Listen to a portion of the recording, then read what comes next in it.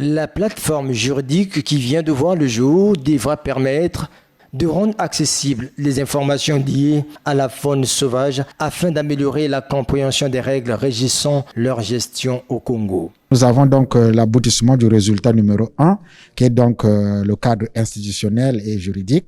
Et nous avons créé donc avec tout le consortium, nous avons créé une plateforme dans laquelle vous pouvez trouver tous les textes qui régissent la faune, la forêt, les ressources naturelles au Congo.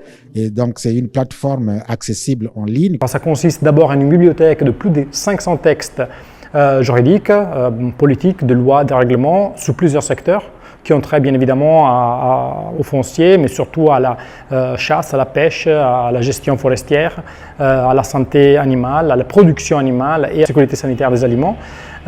Et ensuite, permet en fait à tout utilisateur d'avoir aussi accès à certaines analyses de ces textes divisés par secteur. Le lancement de cette plateforme juridique de gestion durable de la faune sauvage arrive au moment où l'humanité est confrontée au trafic des espèces de la faune sauvage. L'outil qui sera présenté au cours du présent atelier saura combler les nombreuses attentes liées à la gestion durable de la faune sauvage au Congo.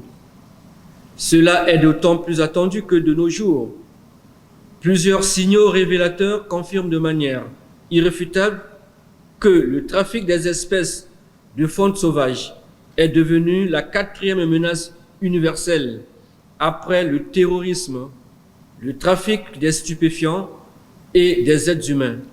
La mise en place de cette plateforme a été rendue possible avec l'appui financier de l'Union européenne qui contribue à hauteur de 2,5 milliards de francs CFA dans le cadre du programme de gestion durable de la faune sauvage. Le lancement de cette plateforme juridique de gestion durable de la faune sauvage intervient après l'identification, la collecte et l'analyse de l'arsenal juridique sectoriel en lien avec cette gestion.